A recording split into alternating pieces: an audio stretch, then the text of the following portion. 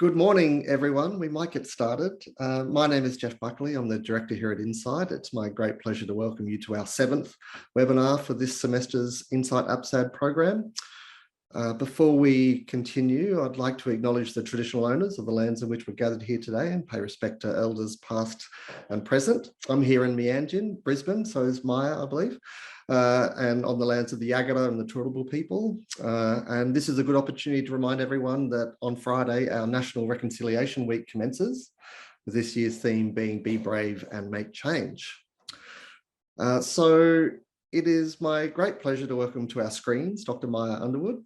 Mair is an anthropologist and a lecturer in the School of Social Sciences here at the University of Queensland, and she's been conducting participant observation in online communities of enhanced bodybuilders for the last 5 years. As she's put in the chat, she's really open for discussion and questions. So as you go, drop your questions there. I'll monitor that and I'll ask them to Mair at the end if she hasn't already covered it in her presentation. So her presentation is called From Bro Do You Even Lift to Bro Do You Even Science, one of the more creative names in this semester's calendar. So I'll throw over to you, Mair. Thank you. Thanks very much, Jeff, and thank you all for coming along today to hear me talk. As Jeff said, I'm a lecturer in the School of Social Science at UQ, and I'm an anthropologist of the body. So I've been working with bodybuilders for the last few years, and I today want to speak to you particularly about changes in their harm reduction practice as bodybuilding has moved towards a more science-based practice. So the title draws on a couple of memes that are common in bodybuilding community. I would give you a list of all the harm reduction practices they do, but the list is very long. I'm going to sort of talk about the types of harm reduction that they do, but I want to mainly give you some context about where their harm reduction practices come from so that we can meet them where they are, which is the long-standing tenet of harm reduction. So before I start, I want to just mention the language that I'm going to be using for this talk. I know a lot of people in Australia prefer the term PED, performance and image enhancing drugs. I don't really like it. It sounds like a bit of urinary incontinence here, PED here, PED there.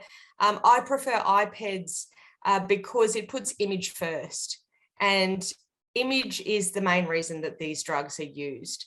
So I will be using the term IPED throughout my presentation, and probably more commonly I'll be referring to enhanced bodybuilders because that's what they call themselves and prefer to be called. And by bodybuilder, I'm just meaning anyone who builds muscle for primarily aesthetic reasons rather than functional reasons. So they're not necessarily competitive bodybuilders that I am talking about. Now, I can see there's a chat already. Yes, we can see me. Great. Awesome. I didn't put on makeup for no reason. Okay, so I won't go into a huge amount about my approach to this study because I really want to get into the findings. But as you would know, people who use IPEDs are a hard to reach population. So in order to overcome the difficulties in accessing this group, what I've done is conduct ethnography. Now, ethnography is a debated topic in academia, as is everything, but generally used to refer to the collection of data through participant observation. So that is participating in and conducting observation of people's daily lives over an extended period of time, with the researcher watching what happens, listening to what is said, and asking questions through formal and informal interviews. So it involves studying people in everyday context rather than solely under conditions constructed by the researcher. So people who use IPEDs come together in their greatest numbers online. So that's where I've conducted my research in online environments. I constructed profiles in social media, particularly Facebook, as well as in online forums where enhanced drug users come together. And I use these profiles to firstly observe and slowly build rapport and gain the trust of people who use image and performance enhancing drugs. As you can see, there was initial suspicions of me when I first came into these forums. I got photoshopped an FBI hat on my profile picture by one creative bodybuilder.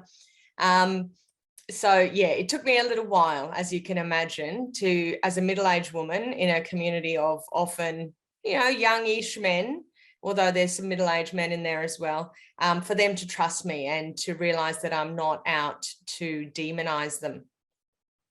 Now, during this time, I've observed thousands of bodybuilders. I've had conversations with hundreds of them, and I've had in-depth conversations with 37 who I call sort of key cultural consultants.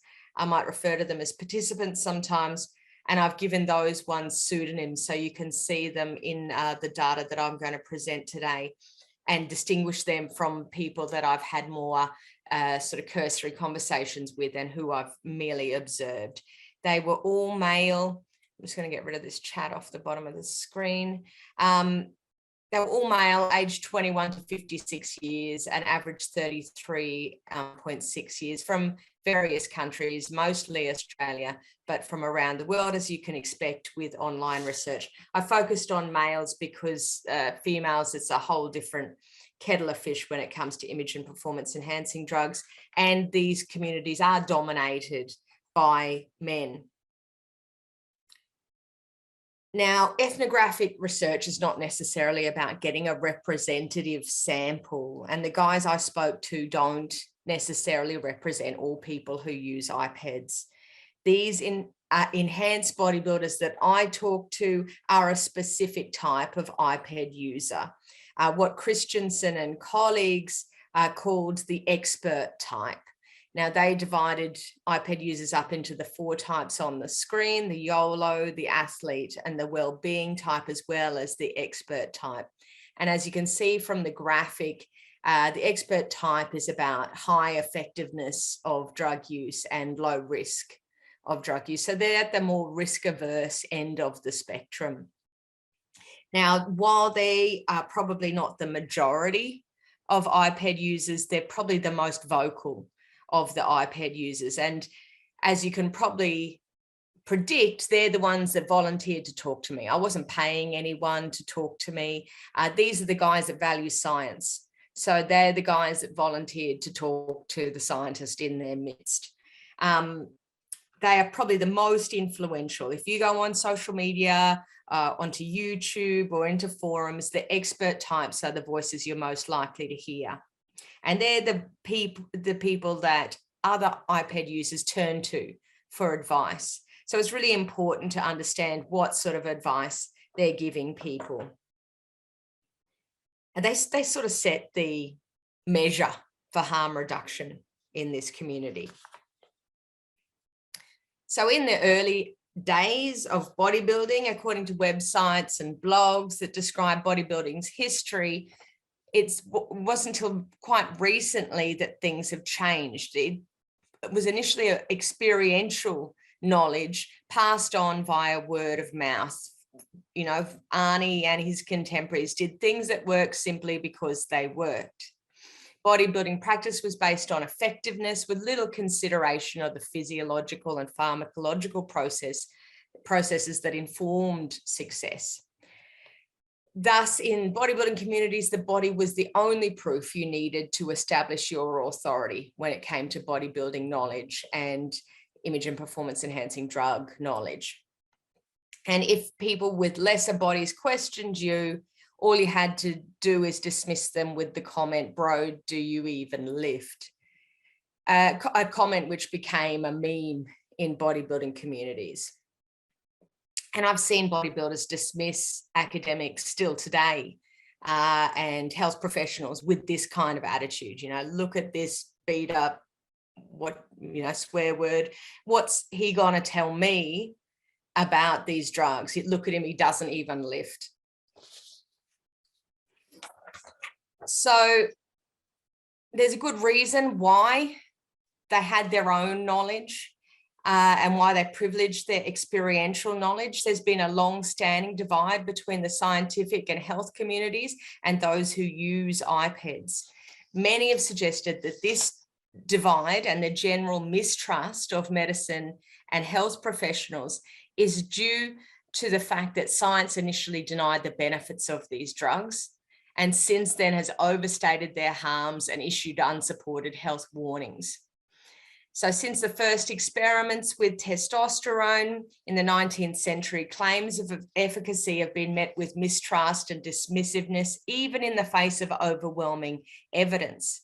For most of the history of anabolic steroids or natural testosterone and synthetic androgens that are structurally related and have similar effects to testosterone, both the British Association of Sports Medicine and the American College of Sports Medicine denied their physiological benefits. Now, I've just realized that I've assumed you understand what image and performance enhancing drugs are.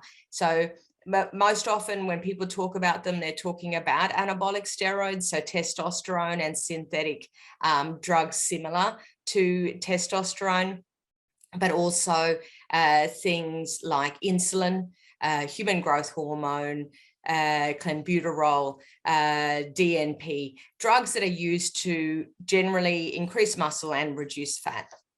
So since these first experiments, there has been mistrust and there's been talk that these drugs don't work. In actuality, these first reports from the 19th century were flawed, but we do know testosterone is effective, and it took science over a century to provide evidence of this effectiveness. Indeed, claims that anabolic steroids weren't effective at building muscle were made as late as the year 2000. And once science actually admitted that these drugs were effective, then they switched to overstating the harms of these drugs straight away. Meanwhile, bodybuilders have been using steroids to great effect for decades. And so, they're understandably looking at the scientists going, what are you talking about? They had publications of their pharmacological knowledge that predated scientific publications by decades. So you can understand when they know stuff that scientists don't know, why they're a little bit dismissive of science and medicine. Then after this initial stage of purely experiential knowledge was this intermediate stage about the 1980s to mid-90s, when bodybuilding practice was still primarily based on effectiveness, but science began to creep in and began to be used in a very rudimentary manner by certain community experts. For example, Dan Duchesne had published the Underground Steroid Handbook 1 and 2. In number 2, in the 1990s, he had dozens of references to research without a single citation. So just these really vague references to the science shows this, research shows that. However, since about the turn of the century, the increased use of the internet has facilitated the dawning of what's been called an age of enlightenment in bodybuilding practice. There's been a very clear shift in the collective mindset of strength culture. It's no longer enough to know that things work. It's become far more important to know why they work. Over the course of the past 2 decades, research has gained an almost deific status in the fitness industry. Studies are considered by many to be the final word on any issue. So the age of enlightenment in bodybuilding practice demanded individuals to understand, or at least pretend to understand, the science behind their practice. It's now commonplace for enhanced bodybuilders to link to abstracts from the PubMed database to provide rationales for their practice. So, if they're having a debate in a forum, someone, links to an abstract, it's like mic drop, conversation over, I've got the science to back me up. The status of experiential knowledge has lessened relative to science-based knowledge, and the meme, bro, do you even science, was created first amongst bodybuilders, but now has spread beyond the community. So now credibility and trust is established in part still through the body, but also increasingly through an ability to talk the talk of science when it comes to bodybuilding. The shift towards more science-based practice in bodybuilding and fitness communities more broadly led to a dismissal of the older forms of knowledge. The condescension aggressively applied to theories based only on observation skyrocketed and bled its way into message boards, discussion forums, and the general culture of fitness as a whole. And so it was that the term bro science came into being and was entered into the zeitgeist. The term bro science is typically utilized in a sarcastic manner. It's meant to minimize the artistic side of the iron game while elevating science above cumulative anecdotal evidence or one-off observations. A bro scientist generally derives results from trial and error, evolving a program and diet based on body feedback. They are pragmatic in nature, caring not so much about the science backing the process, but more about the bottom line results. So while the term bro science was coined in approximately 2008 based on internet searches, it's frequently used in a derisive manner to dismiss experiential knowledge as lacking in scientific rigor or as being BS. The relationship between science and bro science. Now, it's really important to recognize that bro science is an inevitable part of bodybuilding. There is a lack of science that can inform enhanced bodybuilding practice, as science has generally only explored therapeutic doses of these compounds that bodybuilders use in populations that require therapeutic interventions, and has never explored the polypharmacy practices of bodybuilding. So, as Ian said, almost all hormone studies are done with the elderly or the hypogonadal youth and in non-training environments as well. The only folks who knew anything about hormones being used by 25 to 55-year-olds who were active were steroid users. So bro science seeks to fill the gaps in knowledge. If we define science as the pursuit and application of knowledge and understanding of the natural and social world, following a systematic methodology based on evidence, as the Science Council does, we can see the bro scientists as developing an alternative body of science, although perhaps not as systematically as other scientists. As Stephen said, I think you can gain some scientific validity just through a review of users if you take it at face value, the validity of what they're posting, especially with a simple testosterone only cycle. They're so prolific and there are so many results out there that one can begin to piece together about what an appropriate dose would be for a cycle, what the ancillaries should be, what the dose of HCG is to maintain levels of pregnenolone and testicular function, those sort of things. That information is pretty widely accepted. Those dosages are pretty consistent throughout those communities over a significant number of years. So in terms of science, no, there's not much information, but the peer-reviewed research is not all you have to rely on. As a website said, bro science at its best is solid science that has been tested in the real world by real lifters and has been personally accepted or rejected based on their own experience. Bro science is like a research lab of many individuals, each one having different abilities, genetics, and goals, all exchanging their unique individual results. So bro science could be considered a form of community science or citizen science, and thus the boundaries between science and bro science become somewhat blurred. This blurring of boundaries also occurs because of the inevitable interplay between science and anecdotal knowledge in bodybuilding practice. This interplay led one participant to define bro science as a practical template for bodybuilding based on a combination of the available theoretical scientific evidence, either directly or as correctly or incorrectly interpreted by third parties, and the results of self-experimentation and the experiences of others who have experimented on themselves or others before in order to come to a working, applicable whole for purposes of training, nutrition, supplement, or iPad use. The variable quality of bro science is frequently noted by bodybuilders. While some appear to use the science in a really sophisticated manner, making references to hundreds of scientific papers in seemingly complex treatments of this knowledge, others who have been dubbed PubMed ninjas or PubMed warriors are accused of using the science simplistically, failing to take account of the context, making inappropriate links from animal studies, referring to only one study in a body of knowledge and often only the publicly available abstract of the study, and as having confirmation bias. As Bjorn told me, bro science is probably the best of a bad situation, trying to find legitimate sources backing anecdotes. So people will make anecdotal observations about something. They will say, this drug did this to me, this drug did that to me, and try to find an explanation based on literature, which is obviously difficult because a lot of the stuff like tren, for example, hasn't been used in human studies. So you can only look at what it will do in cattle. And hopefully the person who is typing up a post on the Reddit board isn't talking shit, and hopefully they understand how receptor interaction will work.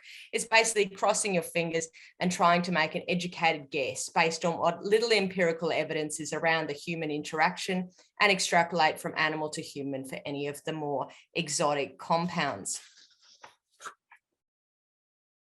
Often enhanced bodybuilders will make statements such as research has shown with no citation, so people cannot evaluate their use of the science. Thus, whilst the age of enlightenment has meant that conducting research has become an expected practice among bodybuilders before using enhancement drugs, and the sources that they turn to for this research vary widely. Some will do research exclusively in online forums and social media groups frequented by enhanced bodybuilders, and others will engage with the scientific literature, some in a seemingly expert manner and from a position that is backed by scientific training. Just as within the scientific world, within the bro scientific world, there's much disagreement and uncertainty and many competing theories. But unlike the scientific world, individual enhanced bodybuilders tend to have vastly different levels of scientific training, ranging from absolutely none to doctorates in relevant disciplines. For example, exercise physiology, pharmacology, biochemistry, nutrition. They're some of the doctorates that I've come across during my research. Given the levels of uncertainty and disagreement, most enhanced bodybuilders turn to community experts or gurus, as they've done since before the age of enlightenment. These days, community experts disseminate information on social media, including YouTube and in forums. These community experts are typically veterans or established forum members with long histories of anabolic androgenic steroid use. While some of these individuals are extremely knowledgeable and may even have those higher degrees that I mentioned, others only have a general education like a Bachelor of Science or even a degree in an unrelated discipline like business. Some have no scientific or medical training at all, and many are senior members of forums merely by virtue of posting in these forums for an extended period of time. There are very few of these community experts who are medical professionals, and I've not come across a single one with declared formal expertise in endocrinology. To become a community expert in enhanced bodybuilding, it has become mandatory that the individual be able to discuss the science of enhancement training and nutrition convincingly. This ability has become a key aspect of the branding of many community experts who make their living by providing coaching and consultation services. While some community experts include disclaimers on their videos stating that they do not have medical training and are thus not offering medical advice, this information is for entertainment purposes only. For others, it is difficult to ascertain their level of training or lack thereof. Furthermore, many create the illusion that they are scientifically or medically trained through their use of scientific language. That is, many followers were convinced that certain community experts were scientifically or medically trained when they were not. as I established when I actually talked to the community members, they'd say, oh, such and such, he's a trained doctor, isn't he? And when I talk to such and such, he's got no training at all. Individuals are especially able to establish themselves as trustworthy if they combine an ability to talk the science convincingly with a body that could be considered proof of their knowledge put into practice. Now, community experts fill the often large gaps in the existing science that I was talking about earlier. They may recommend practices with the potential to cause harm, and some suggest that they know more than qualified medical practitioners. And indeed, a lot of them do know more than health professionals because health professionals know so little about these drugs. For example, one community expert who has no medical training and whose only relevant experience is designing insulin protocols for non-diabetic bodybuilders in order to build muscle, also designs and disseminates treatment protocols for diabetes. So we've got people who aren't trained at all disseminating knowledge that is potentially dangerous. So whilst I say that some of them do know more than health professionals, some of them don't, and they just act like they do, and people believe it. For example, this guy who gives out the diabetes protocols, the group he leads call themselves a cult because, as one follower told me, we blindly believe what he says, including his often vague references to the science. They follow this guy to the letter. His weird ideas about diet, his weird ideas about drug use. In this group was the highest dosages of insulin that I've seen in the whole community of online bodybuilders. Like we're talking, 10, 20 times what anyone else is using, including competitive bodybuilders that I've spoken to and top level competitive bodybuilders. He seems like a really dangerous guy. And the fact that they call it a cult is, I think, really revealing. So an ability to confidently and convincingly talk in scientific language with references to studies or just unsubstantiated claims that research proves a certain point is often enough to convince some enhanced bodybuilders to put their health in an individual expert's hands and often to pay for the privilege of doing so. Bodybuilding communities are first and foremost communities of practice. Knowledge is disseminated in these communities because it's designed to inform practice, as well as to give the sharer standing in the community and for some of them to increase their business. The shift towards more science-based practice is equal to a shift towards more considered, careful, and systematic use whilst monitoring health and preventing and treating side effects. That is, while steroid use as opposed to abuse in bodybuilding has long been conducted within ethnopharmacological parameters aimed at minimizing harm while maximizing benefit, the turn towards science-based practice has increased the number and complexity of strategies employed to reduce harm. Now, before we begin discussing the changes to practice, it's first necessary to note that we are discussing ideal practice of IPEDs in this section and not necessarily the reality. Many community experts who advocate for this ideal practice did not actually follow these ideals during their past use. It's often a case of do as I say, not as I do or did is usually the case. Often these are older bodybuilders that have had times where they used drugs really recklessly when they were younger. They've come out the other end and now they're advising people to do it very carefully. In part, the discrepancy between do as I say and not as I did comes because of this age of enlightenment in bodybuilding, but I think it also comes with increasing age for a lot of these guys. So this is what they do. So when it comes to this ideal practice of IPEDs, as advocated by most community experts, the first step is to carefully consider use before starting. In enhanced bodybuilding communities, it's now expected that you do your research before you use any enhancement drug. But as described earlier, what research is extremely variable. Many of the research participants describe researching for months or even years before beginning use. The second recommended step is to establish a baseline before use. That is, a thorough health screening is often recommended before first use of enhancement drugs.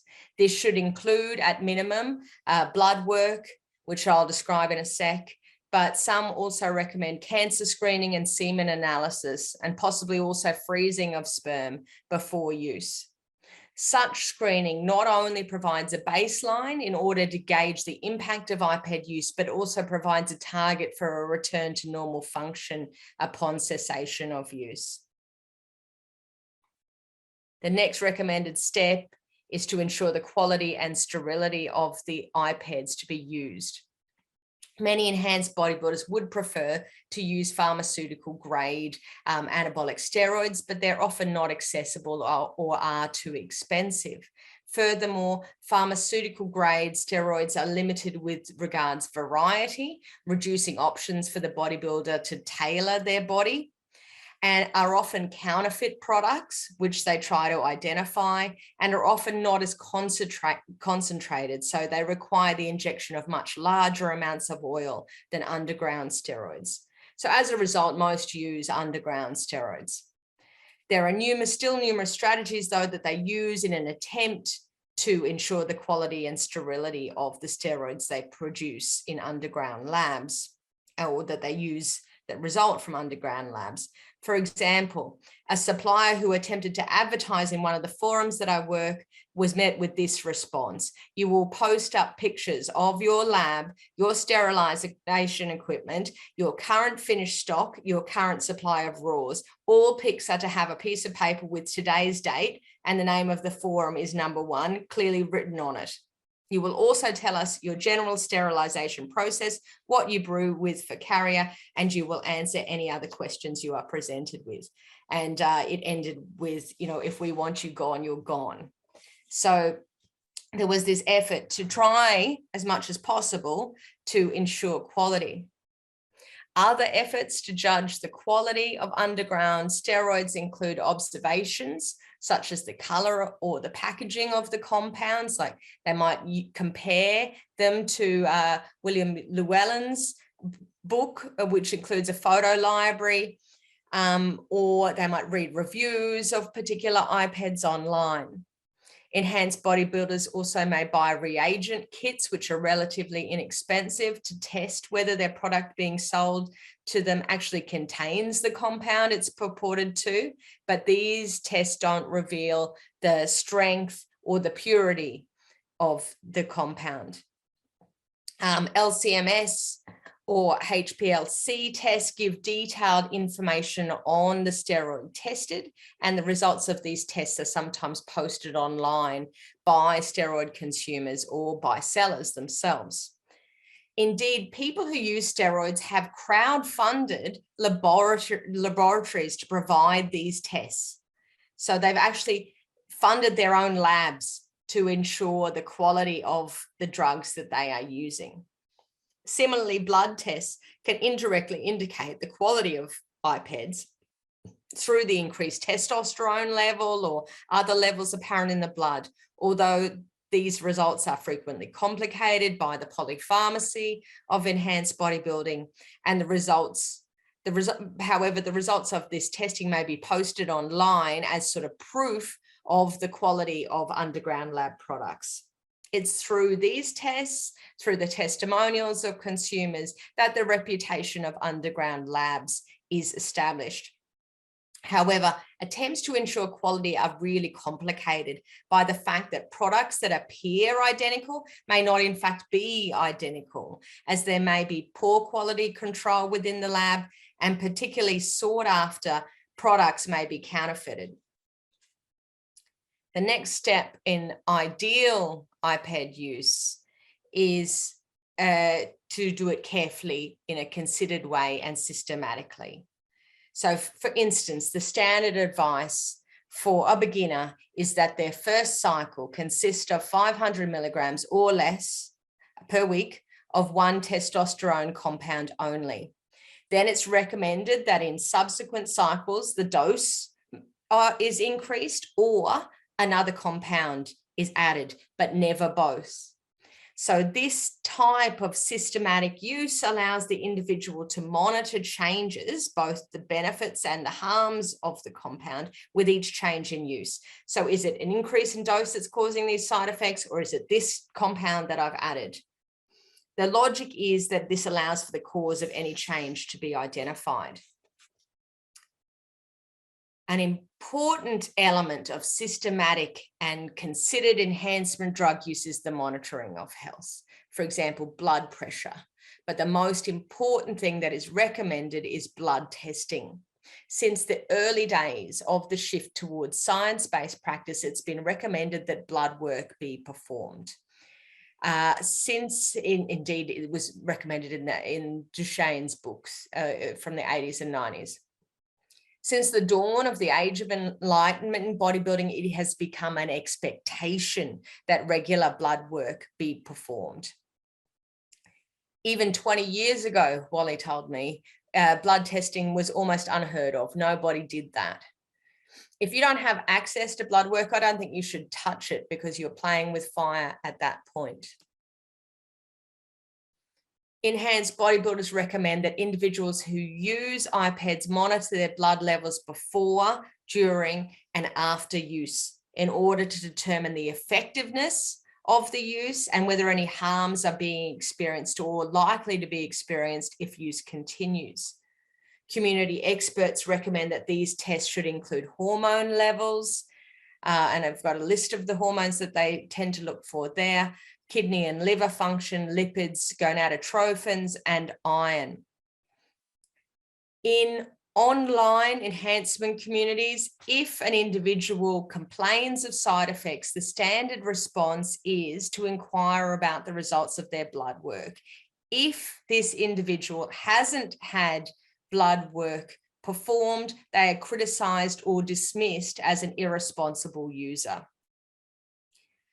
So they inquire about the blood work so that they can sort of theorize what's going on from the results of the blood work and suggest a possible course of action, usually involving ancillary drugs rather than the reduction of use, but sometimes they do recommend the reduction of use or the cessation of a particularly harmful compound.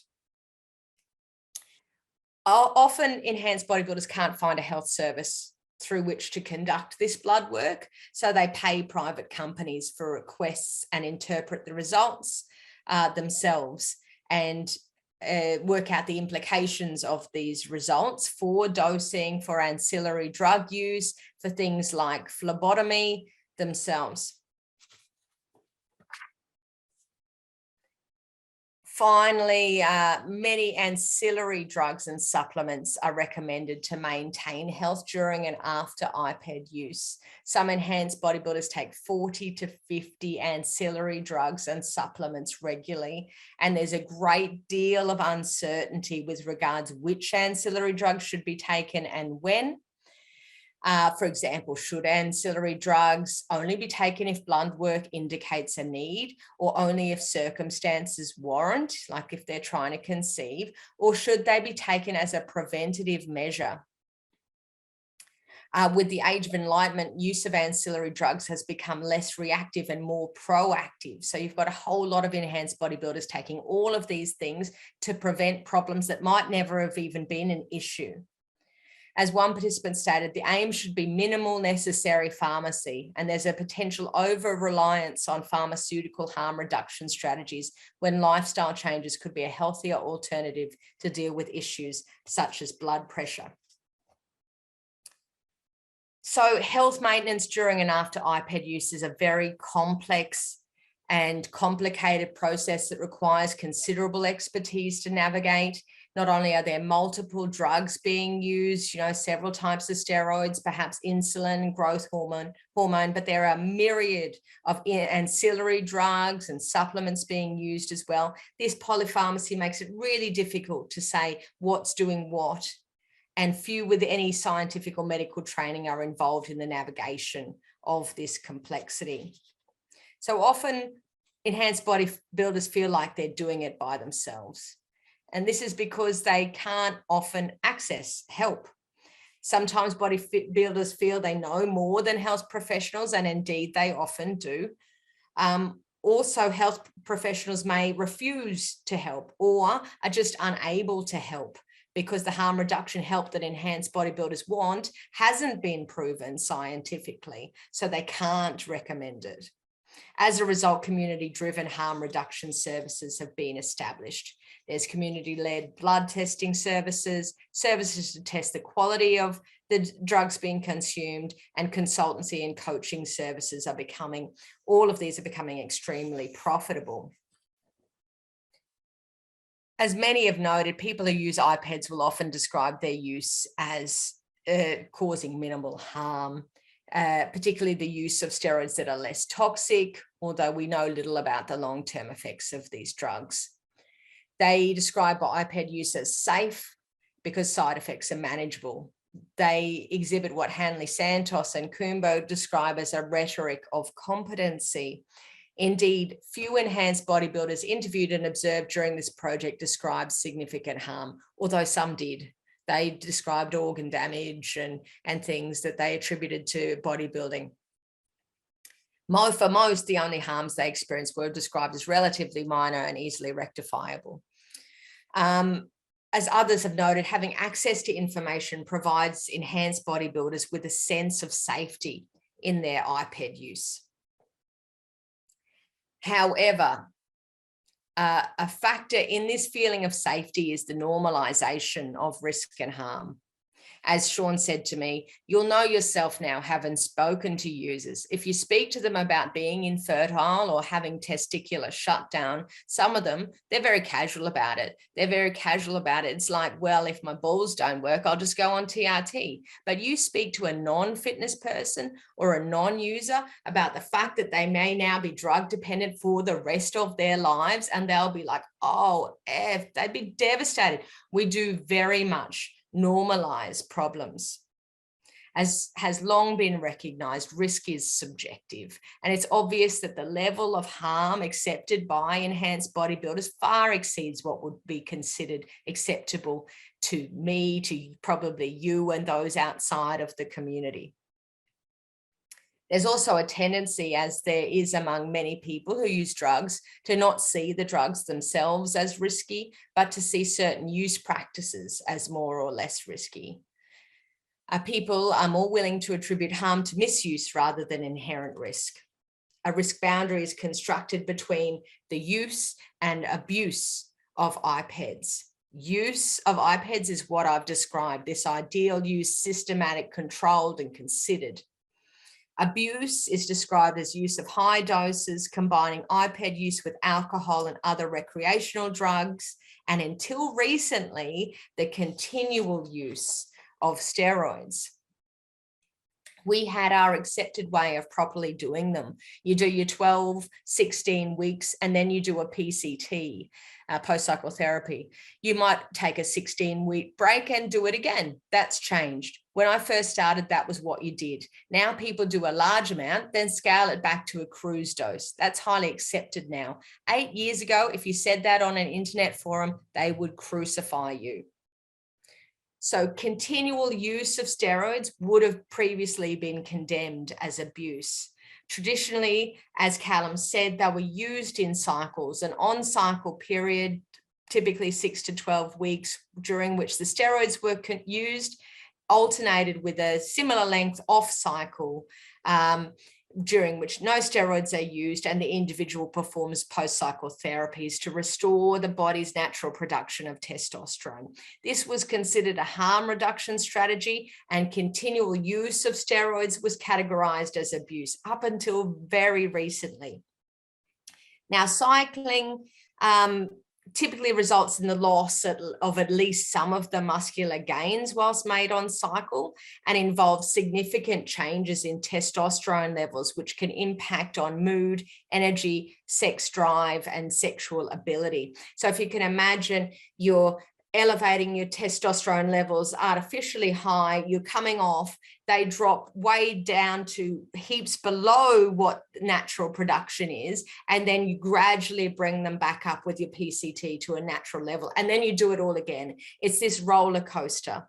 So what's emerged is blasting and cruising as an alternative use pattern since about the 1990s, but it's gained particular popularity in the last 10 years.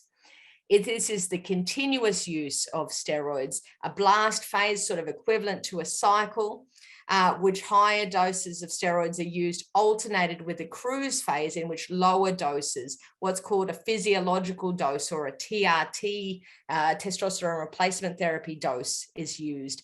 It's said to mimic the body's natural production of testosterone. So you don't get the massive crash when you come off your large dose. Instead, you're brought back to equivalent of a natural level of testosterone. You don't dip below that natural level as you would if you were cycling. But sometimes the doses that they call TRT or physiological doses are actually significantly higher, up to double what would be a testosterone replacement dose. In blasting and cruising is described as a harm reduction strategy because it has fewer psychological and social harms, because as you can imagine, if your test levels aren't going that bottom, below natural production, you're not going to get the mood swings and things like that you would if you were cycling. So it's a harm reduction strategy. They also talk about low testosterone as causing significant physical harm as well. And it's also beneficial to them because it results in a lot less loss of muscular gains than cycling off. So it ups the benefit as well as ostensibly being a harm reduction strategy. Although the jury's out on this, we don't know the research. There's a tiny bit of research that suggests that cycling is better than blasting and cruising, but we don't really know. So the ideal IPED practice is carefully considered, establishing a baseline first, ensuring quality and sterility, careful, considered and systematic use, monitoring and maintaining health. But reminder, this is the ideal that is advocated. It's often not the reality. There are numerous factors that mean one or more of these steps go out the window, including muscle dysmorphia. I've recently conducted some research looking at the development of muscle dysmorphia, otherwise known as reverse anorexia or bigorexia, among enhanced bodybuilders. And they describe it as a common experience. Indeed, the title of my paper that I wrote with Harvard expert on muscle dysmorphia, Roberto Olivaria, says it all. The day you start lifting is the day you become forever small. These feelings of smallness can mean that all attempts at being careful and considered in their IPED use go out the window. So the practices I've described today are the ideal and not the reality. However, they are ideals that we can work with. I think this shift, this age of enlightenment, provides great opportunities for harm reduction. We can use this shift to create more enabling environments that reduce harm rather than risk environments that produce harm. What I found is that bodybuilders are critical of the morality of the science, but they still subscribe to the same hierarchy of evidence. What we need is science to supplement the bro science. It's not that they give more credence to their own knowledge. It's just that there's not enough science there. They would give the science authority if it was there. So what we need is more science. As Monahan said back in '99, these risks and harms are tolerated out of preference rather than ignorance. There may be some denial of harm, but again, we don't know if this is a rhetoric of competency or actually they're using its actual competency. They know things that we don't. And again, these guys are at the risk averse end of the spectrum of drug users. So what we need to do is bridge the divide. It's the divide that I feel that is causing a lot of harm. We need to bring the science and the bro science together because of this mistrust of the official discourse. We need more effective health promotion to complement and reinforce the risk management that is already being practiced by drug users. We need to stop dismissing user risk management as unsophisticated, irrational, and ignorant, but instead see it as a foundation for our practice. For example, PCTs being used by bodybuilders for decades. We don't know if they're effective or not. Science is only just starting to investigate these things. Cycling versus blasting and cruising, we don't know much about it. Self-phlebotomy, you know, bloodletting, it's an extremely dangerous practice that enhanced bodybuilders do. Sometimes they might be doing it unnecessarily. Is it effective for for what they, you know, do they need to be doing this? Can we provide services if they do? And we need to approach the harm reduction according to their priorities. We need to co-produce interventions with this community. They want to reduce the harms of their use. So we need to identify appropriate ways of providing credible information. They're a very diverse group, and we need to meet the diverse needs of this population.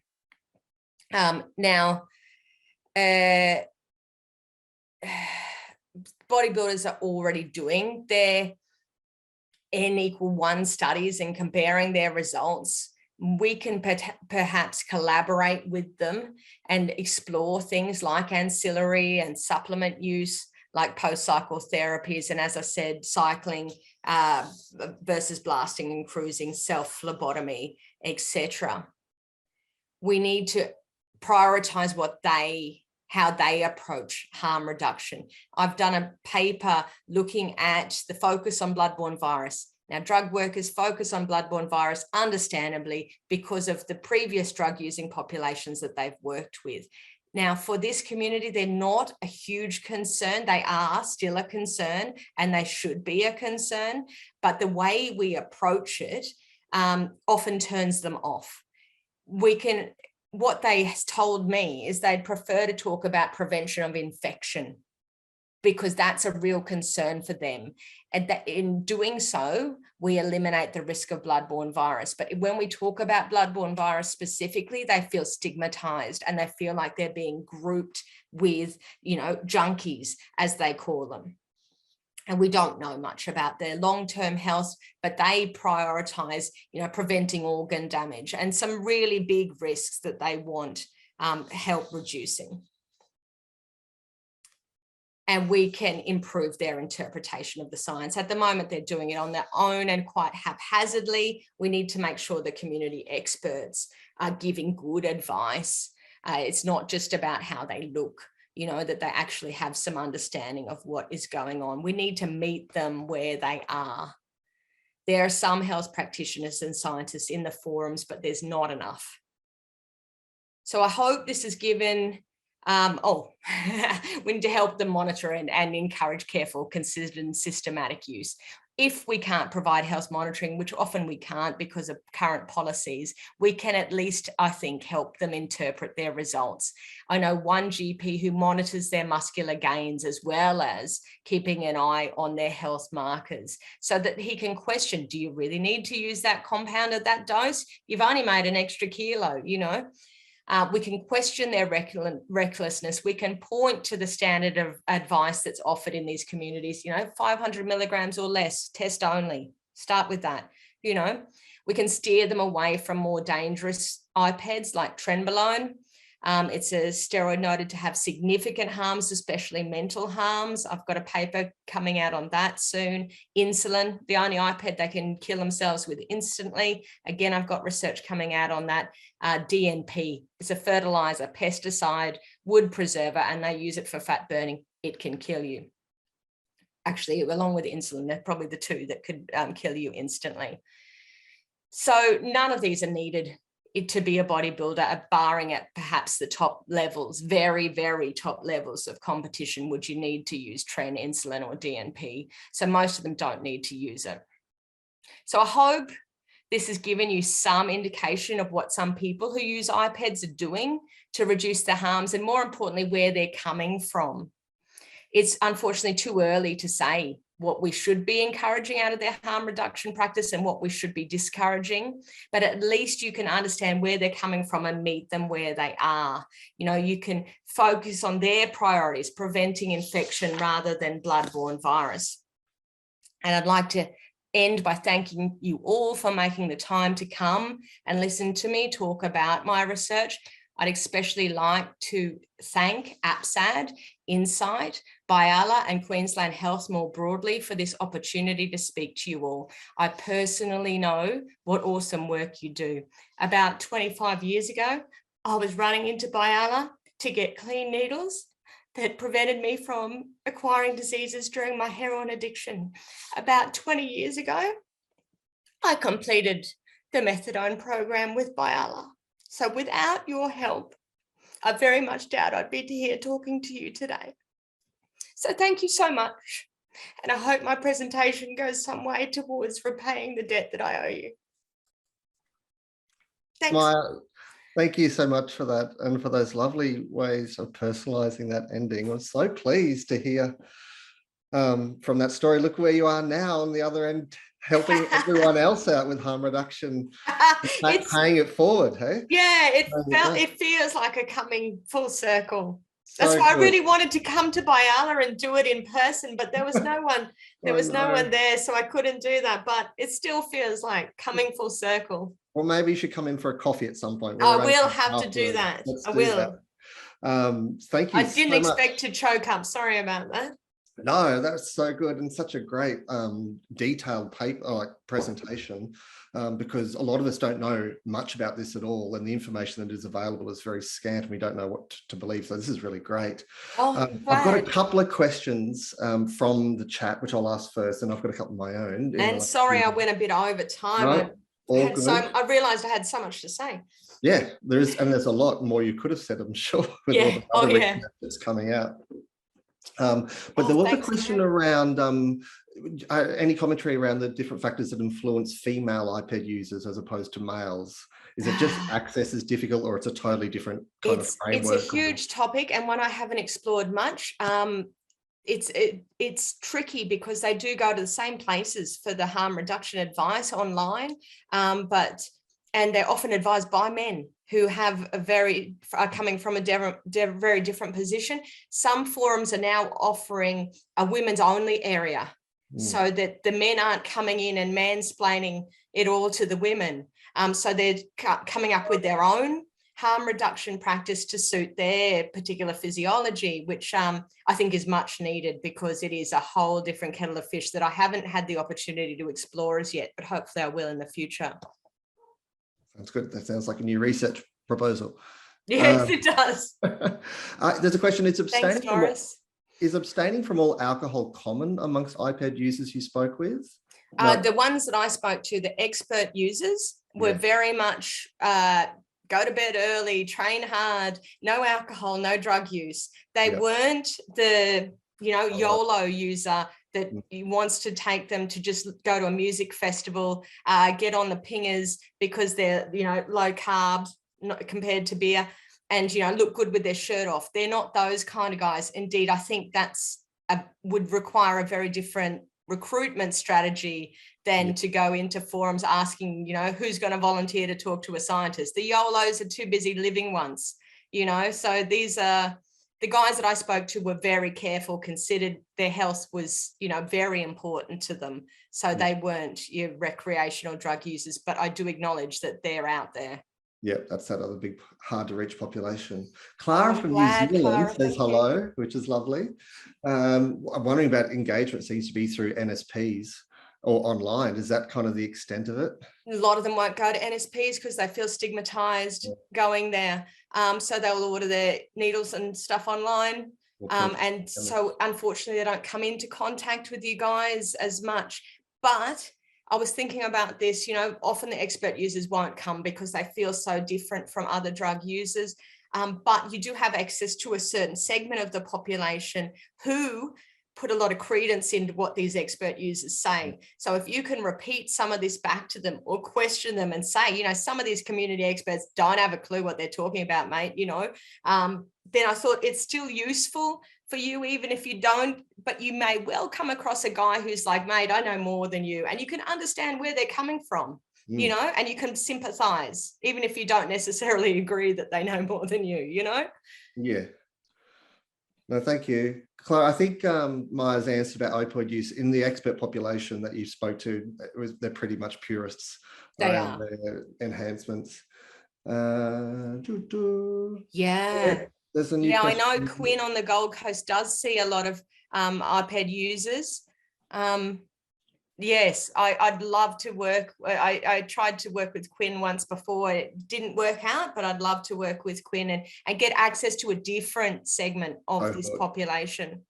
So speaking of that, what in your opinion is the most, because you've got some great knowledge there, but we're not about to share this around directly with our clients. What's the most authoritative online or print resource that you know of that has the most reliable harm reduction information for those workers who can't remember everything you just told us? Or does anyone on the chat know if they're particularly interested in this area as well? Drop it in the chat. Yeah, look, I'm not aware. There are some good resources out there, but I don't know that they're as comprehensive as they could be. So I'm hesitant to recommend any. And I think the reality is that we don't know what to advise. Do we advise PCT use? It theoretically makes a lot of sense, but it hasn't been studied. So therefore, can we advise it? Do we advise phlebotomy? We don't know. It's safer for us to help them with it than to have them. Some of them will use a big gauge syringe, bleed out into a sink. Yeah. And you can obviously see how this could end. If they pass out, they're dead. You know, so do we help them? Unfortunately, we don't know enough to be able to make informed decisions about what we should be encouraging and what we should be discouraging. We're only sort of scratching the surface when it comes to the harms of these. Yeah, Tim, I know Tim. He's good. I'm just about to publish this also. This what I've just presented today from Bro Do You Even Lift to Bro Do You Even Science. I'm going to submit that for publication hopefully in the next month. So I'd be happy to maybe do up a lay version and circulate that as well. Look, and certainly Insight has been using the exchange suppliers resources from the UK. Yeah. We made a deal with those to print them and distribute them locally. So yeah, they're good. I've contributed some stuff on insulin to those ones. Yeah, so that's probably the best stuff that we've got if people are I think that's probably up the top there. Let us know because stocks are dwindling. We're going to do a reorder of them soon. So let us know now if you need that. Yeah. Yeah. But maybe we should do some more work with you, Mair, on this and we could develop something ourselves that even if it's not providing advice, it paints the canvas of the area that we can assist workers. So I would absolutely love that. I would really love. I came into this research sort of accidentally, and since coming into it, I've realized that, you know, as a society, we're really letting these guys down. Yep. And I really feel strongly about the need to do something more for them. Yep. So I'd love to work with you. Sounds good. I'm going to leave it there because we are over time, but thank you once again for that great presentation and for sharing your little personal journey as well at the end. It's really great. I really appreciate that. And I think there's more conversations to have down the track. So stay tuned, everyone. Awesome. Excellent. I look forward to it.